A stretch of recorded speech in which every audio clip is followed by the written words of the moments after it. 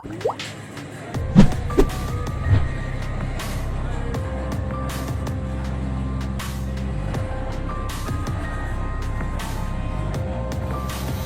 Yahudi di tanah Palestina.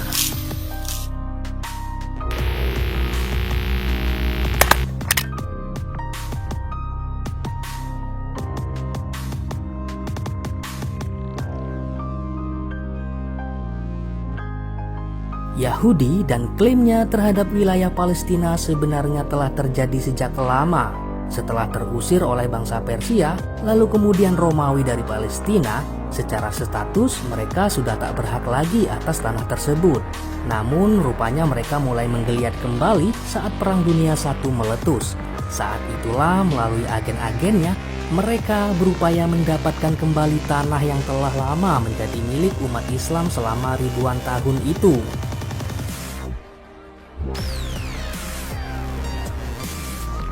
Sejarah yang telah terukir di tanah Palestina sungguh panjang.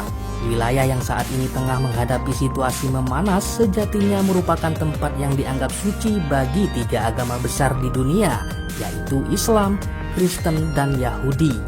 Bagi umat Islam sendiri, kota ini menjadi kota suci ketiga setelah Mekah dan Madinah. Di tempat inilah di mana Masjid Al-Aqsa yang sangat bersejarah itu berada. Masjid yang pernah menjadi persinggahan Nabi Muhammad pada saat Isra Mi'raj sebelum menuju Sidratul Muntaha untuk menerima perintah sholat 5 waktu. Sementara itu, bagi bangsa Yahudi, wilayah Yerusalem itu merupakan tanah yang telah dijanjikan. Maka sejak ribuan tahun pula tak terhitung peperangan dan korban jiwa akibat dari perebutan kota ini. Wilayah yang terletak di antara Laut Tengah dan Sungai Yordan ini pernah lama ditaklukkan oleh bangsa Persia di bawah kekuasaan Nebukadnezar II, yaitu pada tahun 597 sebelum Masehi. Pada masa itulah orang-orang Yahudi diusir ke Babel dan banyak bait suci yang telah dihancurkan. Sementara itu, pada masa kekuasaan Cyrus Agung yang berhasil menaklukkan Babel, orang-orang Yahudi akhirnya diizinkan kembali ke Yerusalem dan tempat-tempat suci mereka diizinkan untuk dibangun kembali. Pada tahun 63 Masehi, Yerusalem berada di bawah kekuasaan Romawi yang tentu saja membuat orang-orang Yahudi tidak senang. Hanya dalam waktu 3 tahun, meletuslah perang besar antara Yahudi melawan Romawi selama kurun waktu 4 tahun. Pada akhir peperangan, Romawi berhasil menang. Orang-orang Yahudi yang tersisa setelah peristiwa besar itu akhirnya harus angkat kaki. Setelah itu, selama kurang lebih 600 tahun lamanya, Yerusalem berada di bawah kekuasaan Romawi dan Bizantium.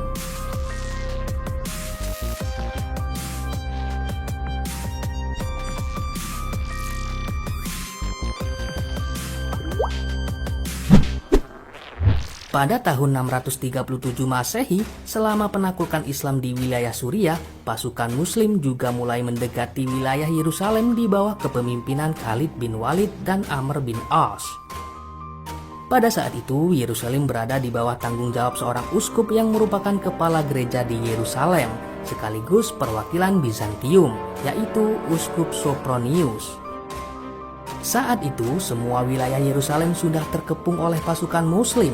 Namun Sopronius tetap menolak untuk menyerahkan Yerusalem, kecuali jika Khalifah Umar bin Khattab langsung datang padanya. Mendengar hal ini, Umar bin Khattab yang berada di Madinah langsung menuju Yerusalem. Setelah bertemu dengan Sopronius, kemudian diserahkanlah kunci Yerusalem itu kepada sang Khalifah. Khalifah Umar bin Khattab memberikan jaminan kepada orang-orang yang beragama selain Muslim di wilayah itu untuk hidup tenang tanpa ada paksaan sedikit pun untuk meninggalkan keyakinan mereka. Bahkan ia menjamin harta-harta mereka serta gereja-gereja tetap berdiri kokoh di wilayah itu tanpa ada gangguan. Waktu pun berlalu dan wilayah ini masih menjadi tanah kaum Muslim hingga sampai pada meletusnya Perang Dunia I. Saat Perang Dunia I berlangsung di bawah pemerintahan Mehmed V, Kekaisaran Turki Ottoman memilih untuk bersekutu dengan Jerman melawan Inggris dan Perancis. Situasi ini kemudian segera dimanfaatkan oleh kelompok pergerakan nasionalisme Arab dan juga kelompok Zionis. Kedua kelompok yang memihak kepada Inggris ini tentunya memiliki jurnal kepentingan masing-masing. Bagi kelompok pergerakan nasionalisme Arab, kesempatan ini digunakan untuk mencapai tujuan dan cita-cita lama mereka, yaitu memerdekakan negara-negara Arab.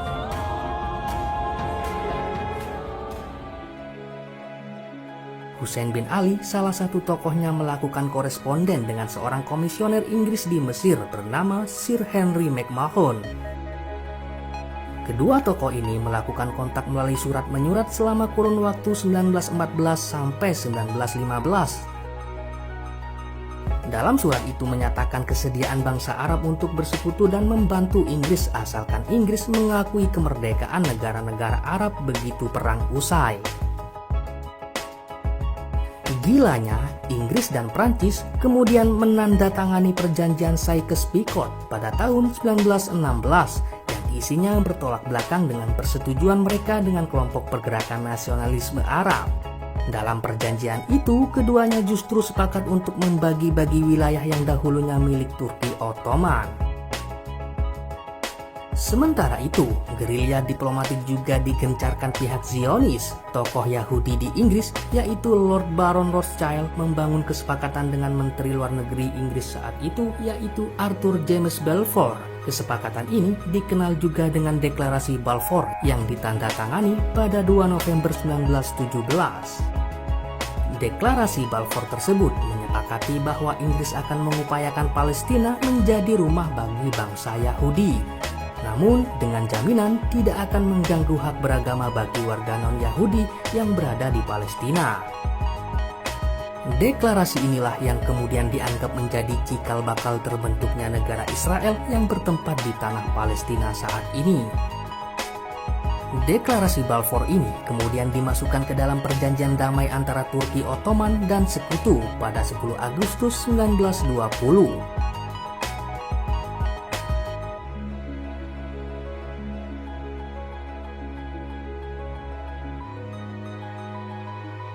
Pasca Perang Dunia Pertama, bagian yang paling memilukan adalah isi dari perjanjian damai ini adalah pembagian wilayah kekuasaan Turki Ottoman, di mana Prancis mendapatkan mandat wilayah Suriah dan Lebanon, sedangkan Inggris mendapatkan mandat wilayah Irak dan Palestina. Wilayah Palestina sendiri dibagi dua, sebelah timur menjadi Transjordania dan bagian timur tetap bernama Palestina. Selama berada di bawah mandat Inggris inilah orang-orang Yahudi dari segala penjuru dunia datang ke tanah Palestina secara berbondong-bondong. Tingkat imigrasi orang-orang Yahudi ke Palestina meningkat tajam, apalagi saat itu mereka mendapatkan perlindungan khusus dari Inggris. Selain itu, pada masa itu gerakan antisemit di beberapa wilayah dunia, khususnya di Eropa, tengah marak-maraknya membuat nyawa mereka terancam. Maka pilihan untuk menempati tanah Palestina seperti sebuah angin surga.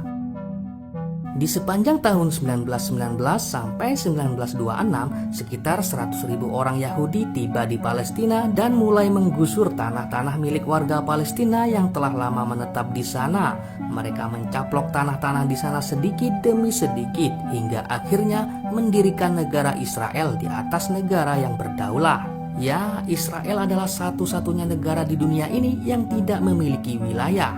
Hingga hari ini, Muslim di Palestina terus berusaha mempertahankan wilayah negaranya di antara gempuran-gempuran senjata tentara Israel.